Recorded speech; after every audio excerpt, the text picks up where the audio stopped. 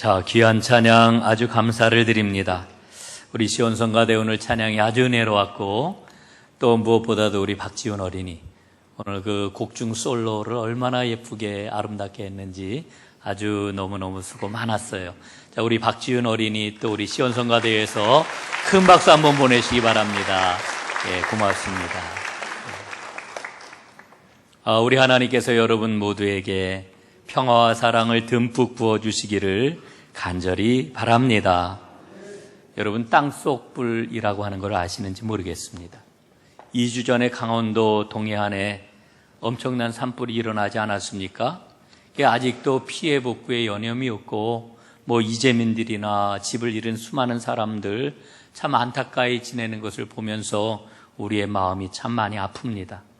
그때 산불이 진압되고 나서 많은 그런 사람들이 잔불이 아직도 남아있을 텐데 이 잔불이 땅속에 있는 그 잔불이 다시 살아나면 어떡하나 걱정들을 많이 했습니다. 그런데 때마침 전국적으로 단비가 내려가지고 땅속에 있던 잔불들이 다 소화가 되었습니다. 여러분, 실제로 이 땅속 불에 대한 기록을 보면은 미국 아칸소주의 리틀록이라고 하는 한 마을의 쓰레기 매립장이 있었는데 그 지하에는 지금 불이 7개월째 타고 있답니다. 인근에서 발생한 산불이 이 쓰레기 매립장으로 다 들어와가지고 그만 지하 20m 깊이에 묻어놨던 산업 폐기물로 불이 옮겨 붙었다는 거예요. 그런데 이 불보다 더 유명한 땅속 불이 있습니다. 미국 펜실베니아주 광산 마을인 센트레일리아라고 하는 마을이 있는데 이 쓰레기 매립장에 불이 났어요. 이때가 1962년 5월입니다. 지금으로부터 57년 전입니다. 그런데 그때 붙었던 그 불이 지금도 타고 있어요. 이 쓰레기 매립장에서 일어났던 처음 불이 지하 90m 아래에까지 내려가가지고 이 폐광산의 석탄층에 불이 옮겨 붙은 겁니다. 그런데 이 불이 계속해서 지금도 타고 있는데 이 불이 언제까지 계속될 것이냐? 추산을 하기를 땅속에 석탄이 다 타서 없어질 때까지 앞으로 250년은 좋게 탈 것이다, 이렇게 이야기를 합니다. 저는 이 보도를 읽으면서 두 가지 생각이 들었습니다. 첫째, 불은 정말 무섭구나. 둘째, 연료만 있으면 불은 꺼지지 않는구나. 여러분, 그런데 이 불이 타오른 데만 연료가 필요한 게 아닙니다. 우리의 믿음에도 사랑이라고 하는 연료가 필요합니다. 사랑이라고 하는 연료가 계속 제공이 되어야 우리의 믿음은 아름다운 불꽃을 피울 수가 있는 거지요. 오늘 종려주일입니다. 이제 고난주간이 시작이 됩니다. 오늘 저는 본문을 읽으면서 우리 예수님께서 베풀어 주신 사랑을 중심에 놓고 오늘 본문을 살펴보려고 합니다. 그리고 주님의 사랑을 받은 사람들이 어떻게 그 사랑에 반응을 하고 있는지도 살펴보려고 합니다. 여러분, 이 종려주일이라고 하는 말은 예수님께서 예루살렘 성에 입성하실 때에 수많은 사람들이 나와서 종려나무 가지를 꺾어가지고 흔들면서 예수님을 환영한 데서 비롯된 말입니다. 우리가 잘 알고 있는 것처럼 예수님의 복음은 갈릴리에서 시작이 되었습니다. 갈릴리에서 예수님께서는 제자들을 부르셨습니다. 수많은 사람들을 고쳐주셨습니다. 귀신들을 쫓아내셨습니다. 기적과 이사를 행하셨습니다. 그리고 하나님 나라가 무엇인지 복음의 본질을 우리 주님께서 가르쳐 주셨습니다. 이렇게 갈릴리 사역을 하시고 갈릴리 사역을 마치신 다음 예수님께서는 마침내 예루살렘에 입성을 하십니다. 여러분, 예수님이 예루살렘에 왜 입성을 하신 걸까요? 그 이유는 오직 한 가지입니다. 십자가에서 죽기 위해서. 십자가 위에서 죽으심으로 복음을 완성하기 위해 예수님은 예루살렘에 들어오셨습니다. 여러분, 십자가는 복음의 핵심이지요. 그러나 이 십자가를 우리가 들여다보면은 십자가는 인생의 수치와 모욕과 실패의 총합인 죽음의 자리입니다. 그런데 오늘 예수님이 예루살렘 성에 입성하시는 모습을 보면은 이와 같은 실패, 이와 같은 수치, 이와 같은 모욕하고는 거리가 있는 것처럼 보입니다. 왕으로 오신 예수님을 환영하는 승리의 축제처럼 보이는 거지요. 사실은 그래요.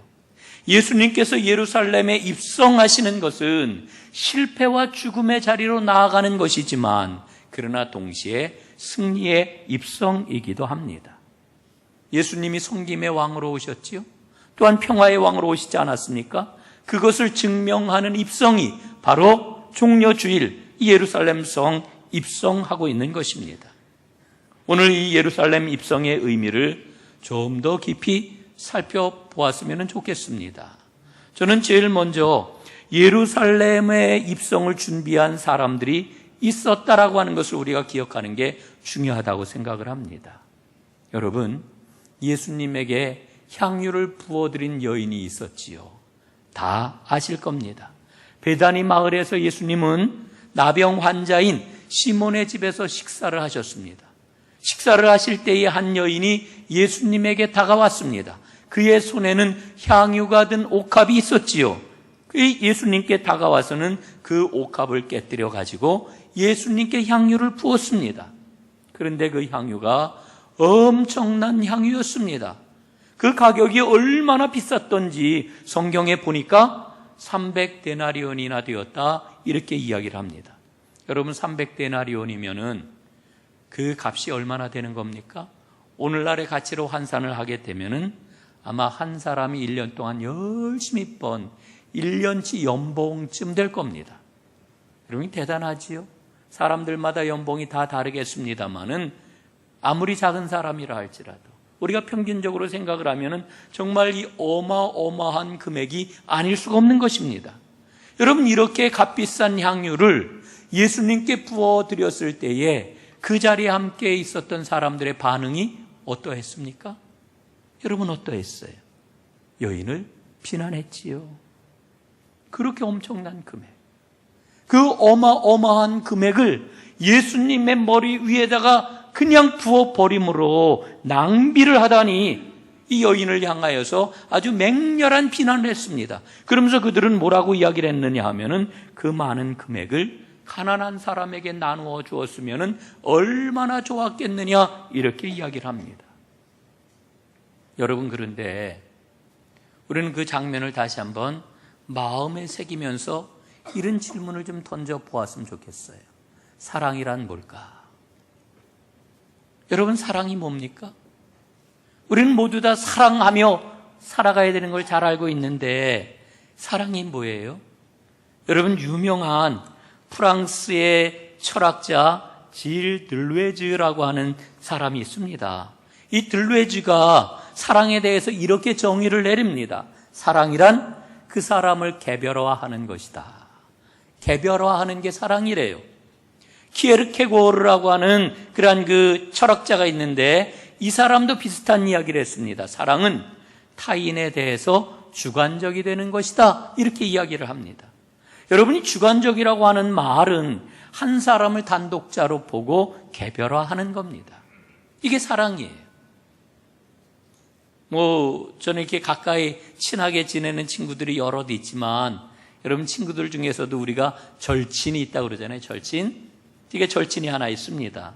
저는 그 18년 넘게 농촌에서 목회를 했기 때문에 목회 초창기부터 농촌에 있을 때는 농촌 목회자 모임에 열심히 참여를 했습니다. 흔히 농목이라고 이렇게 이야기를 하죠.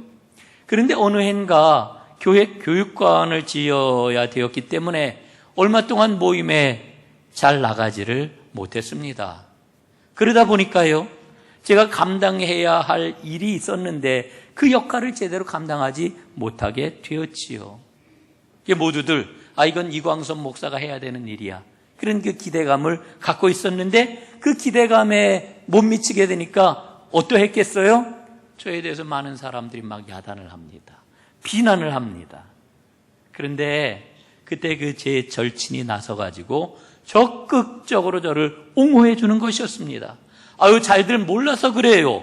예? 그러니까 막 야단하고 비난하고 그러는데 내가 아는데 이광선 목사는 그렇지 않아요. 이러면서 적극적으로 저를 옹호하고 저를 변호해 주었습니다. 여러분, 그때 제가 버뜩 깨달았지요. 아, 사랑은 이렇게 주관적인 것이로구나. 여러분, 사랑은 주관적이에요. 자신에게 개별화하는 겁니다. 오늘 조금 어려운 그런 용어를 제가 이제 사용을 하는데, 들레주라고 하는 그런 사람이 그 얘기를 해요. 중심주의를 깨뜨려야 된다. 이 중심주의라는 게 있다는 거예요. 이 중심주의가 뭐냐 하면은 특정한 원칙을 가지고 그걸로 사람을 판단하는 거. 이게 중심주의입니다. 여러분, 옥합을 깨뜨린 여인을 향하여서 비난하는 사람들을 한번 보세요. 그들 마음속에는요, 자선 행위가 곧 선이라고 하는 확고한 생각이 있었던 겁니다. 그 중심주의가 작동을 했기 때문에, 아니, 이거 가난한 사람들을 위해서 이 300데나리온을 사용해야 되는 건데 이거를 헛되게 낭비를 하다니, 이렇게 말을 하는 거지요. 그 여인에 대해서 이해가 안 되는 겁니다. 여러분, 이 중심주의가 강하면 강할수록 사람을 보지 못해요. 사람을 보지 못하면은 사랑도 하지 못하는 거예요. 여러분이 옥합을 깨뜨린 여인에게는 주님으로부터 받은 사랑이 가득했습니다. 그리고 주님을 향한 사랑이 그 안에서 작동을 하는 겁니다. 여러분, 이 여인을 향하여 사람들이 얼마나 비난을 하는지, 그 비난 앞에서 예수님이 말씀하셨잖아요. 그를 괴롭게 하지 말고 가만두어라. 그가 내게 좋은 일을 하였느니라. 그리고 더 나아가서 예수님 뭐라고 말씀을 하십니까? 마가복음 14장 9절에 보니까 이렇게까지 예수님 말씀하셔요. 온 천하의 어디에서든지 복음이 전하여지는 곳에는 이 여인이 행한 일도 말하여 그를 기억하리라. 여러분 보세요. 향유를 부었던 여인은 예수님을 지극히 사랑했습니다. 이 여인은 예수님 앞에서 지극히 주관적이 되었다는 이야기예요. 예수님을 단독자로 보고 개별화했다는 이야기예요. 그런데 여러분, 그 자리에서 이 여인을 비난했던 사람들은 그 입에는 뭐를 올렸어요? 이웃사랑이라고 하는 말을 올렸지만 그건 관념이고 율법이라고 하는 이데올로기예요. 이 사람들은 예수님도 사랑하지 않았고요, 이웃도 사랑하지 못하였던 겁니다. 이 중심주의가 깨질 때 진정한 사랑이 일어날 수 있는 거예요. 주관화를 거치지 않는 사랑은 사랑이 아닌 거지요. 오늘 우리에게 정말 필요한 게 뭐겠습니까? 바로 예수님이 보여주신 주님을 향한 이 주관적인 사랑. 이게 오늘 우리에게는 꼭 필요합니다. 이 사랑을 통하여 예수님의 입성이 준비가 되었던 겁니다. 우리가 또한 살펴봐야 될 것은 예수님이 어린 나귀를 타고 예루살렘에 입성하셨다 그랬지요. 여러분, 이 어린 나귀가 어떻게 준비가 되었습니까? 예수님께서는 2명의 제자들을 베다니 마을로 다 보내셨습니다. 예수님의 제자들이 여럿 있었는데 2명이 뽑혀서 간 거예요. 그리고는 이들에게 말씀을 하시는 거예요. 그 마을에 가보면은 아무도 타보지 않은 나귀 새끼가 매어 있는 것을 볼 것인데 보면은 그걸 풀어가지고 끌고 내게로 가져오너라, 이렇게 말씀을 하셨죠. 가서 보니까 정말 나귀가 있어요. 그래서 예수님의 말씀대로 나귀를 막 끕니다. 그랬더니 나귀 주인이 이야기를 하는 것이었습니다. 그 나귀 새끼를 풀어서 뭘 하려고 하는 것이요? 제자들은 예수님이 일러주신 대로 간결하게 대답을 하지요. 우리 주님이 쓰실 겁니다. 그랬더니 나귀 주인이 어떻게 했어요? 이런 반구, 어떤 말도 보태지 않고 그 나귀를 끌고 가게 해 주었습니다. 여러분, 예수님이 쓰시겠다라고 하는 말만 듣고 아무도 타보지 않은 어린 나귀를 내어준 이 주인을 한번 생각을 해보세요. 이게 얼마나 굉장한 일입니까? 예? 여러분, 저는 어린 시절 기억을 해요.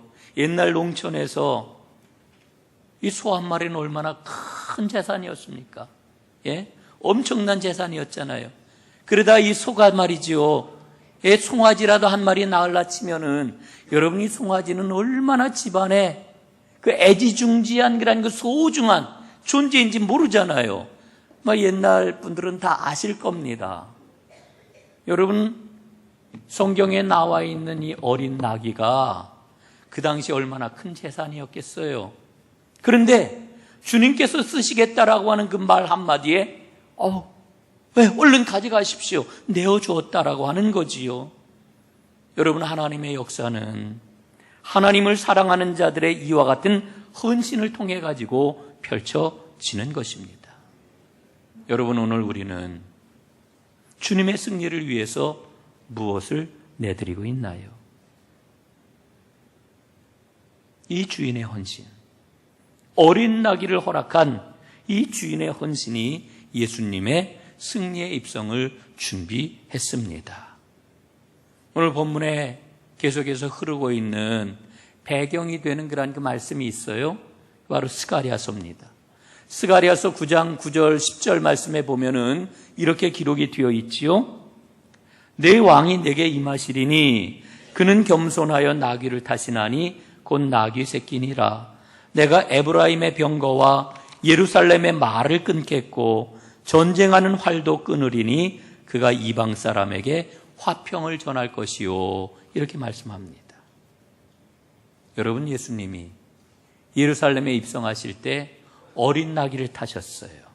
이것은 예수님이 이 땅의 평화의 왕으로 오셨다라고 하는 것을 분명히 드러낸 사건입니다. 예수님 당시에 로마 제국은 세계의 평화를 구축을 했습니다. 그런데 로마가 구축한 그 평화는 힘을 통한 평화입니다. 무력을 통한 평화입니다. 여러분, 오늘날도 모든 나라는 다 무력을 갖추어야 된다라고 이야기를 해요. 그래서 우리의 눈에는 힘에 의한 평화가 진리인 것처럼 보입니다. 사람들은 모두 평화를 얘기할 때에 힘과 무력을 띄워놓고 생각하지를 않아요. 그런데 예수님은 어린 나귀를 타고 예루살렘에 입성을 하셨습니다. 저는 이건 예수님의 엄청난 퍼포먼스라고 저는 생각을 해요. 사람들은 기대하지 않았겠습니까? 왕이 들어오신다 그러면은 위풍당당한 왕, 백마를 타고, 최고의 갑옷과 투구를 쓰고 멋진 칼과 창으로 무장을 한 능력 있고 화려한 왕을 기대하지 않았겠습니까? 그런데 예수님은 전혀 뜻밖에도 어린 나귀를 타고 등장하시는 거예요. 여러분, 나귀도, 다 자란 나귀도 이게 키가 짝달만한데 어린 나귀였으니까 예수님의 키가 얼마나 컸는지는 우리가 전혀 알 수가 없지만은 아마도 예수님의 발이 땅에 끌리지 않았을까. 또 이 어린 나귀가 뒤뚱뒤뚱대는 모습도 우스꽝스러웠지만은 그 어린 나귀에 얹혀진 예수님의 몸집으로 인해 가지고 참 안쓰럽지 않았을까, 이런 생각을 해보는 겁니다. 여러분, 예수님의 이와 같은 모습은 사람들의 기대를 완전히 뒤집는 거지요. 하나님께서 주시는 평화는 무력이 아니라, 힘이 아니라 의에 의해서 이루어지는 평화이기 때문에 그렇습니다. 스가랴서 말씀을 보면은 예수님을 가리켜 겸손의 왕, 섬기는 왕이라고 말씀을 합니다. 여러분, 겸손이라고 하는 말은 고통당한다, 유순하다라고 하는 의미를 그 안에 담고 있습니다. 예수님은 백성들을 위하여서 순순하게 고난을 받으셨습니다. 이사야서 55장 말씀에 보면은 이 말씀의 의미를 더 자세하게 설명을 해주고 있지요. 이사야 53장, 제가 55장이라 했습니까? 53장 7절 말씀. 그는 곤욕을 당하여 괴로울 때에도 그의 입을 열지 아니하였으며 마치 도수장으로 끌려가는 어린 양과 털 깎는 자 앞에서 잠잠한 양같이 그의 입을 열지 아니하였도다, 이렇게 말씀을 합니다. 여러분, 하나님께서는 에브라임의 병거를 또 예루살렘의 말을 끊어버리겠다 말씀하셔요. 전쟁하는 활도 끊어버리겠다 말씀하셔요. 우리 하나님께서는 군사력을 통해서 평화를 이룰 수 없다라고 하는 것을 말씀을 해주고 있는 거예요. 그럼 평화가 어떻게 올까요? 평화의 왕이신 예수님께서 앞세우시는 것을 보면 알 수가 있어요. 예수님은 공의와 정의를 앞세우시잖아요.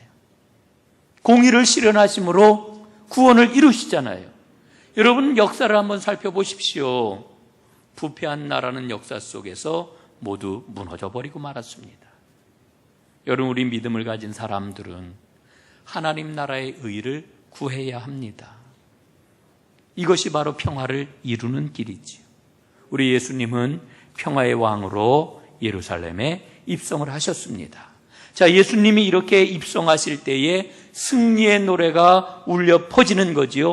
호산나 주의 이름으로 오시는 왕이여 노랫소리가 울려 퍼집니다. 여러분, 이 노랫소리는 승리의 노래입니다. 그런데 앞에서 여러분 말씀드렸잖아요. 예수님의 예루살렘 입성은 죽음을 향한 입성이다, 이렇게 말씀드리지 않았습니까? 그런데 이상해요. 백성들이 호산나 호산나 하고 외치는 겁니다. 여러분, 호산나라고 하는 말의 의미는 우리를 구원하소서라고 하는 뜻 아니겠습니까?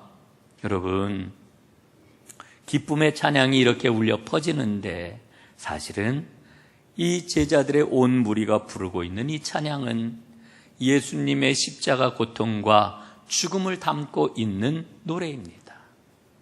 사실은 슬픔의 노래예요. 호산나 주의 이름으로 오시는 왕이여 라고 하는 노래는 진정으로 승리의 노래가 되기까지는 예수님께서 십자가 위에서 죽으시고 그 처절한 슬픔과 고통을 이겨내시는 과정이 있어야만 부를 수 있는 그런 승리의 노래란 말입니다. 여러분, 그렇기 때문에 오늘 저는 우리도 승리의 노래를 부르는 주인공이 될 수 있기를 저는 간절히 기도하는 겁니다. 여러분, 그러기 위해서는 우리는 주님의 십자가를 꼭 붙잡아야 됩니다. 십자가를 붙잡아야 돼요. 이제 오늘 말씀을 마무리하려고 하는데요. 오늘 전 설교 마지막에 여러분과 그림 한 편을 좀 보도록 하겠습니다. 그림을 한번 보여주시기를 바랍니다. 지금 보여드리는 이 그림은 로히르 반데르 바이텐이라고 하는 화가가 그린 그리스도를 십자가에서 내리다라고 하는 그런 그림입니다. 1440년경에 그려진 그런 그림이고요. 지금은 저 스페인 프라도 미술관에 소장이 되어 있는 그림으로 이렇게 알고 있습니다. 이 그림을 한번 보세요. 예수님이 십자가 위에서 죽으셨습니다.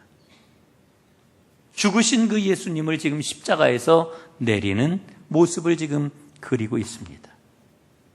이 그림에 보면은요, 죽으신 예수님을 중심으로 해가지고 총 9명의 인물이 함께 그려져 있습니다.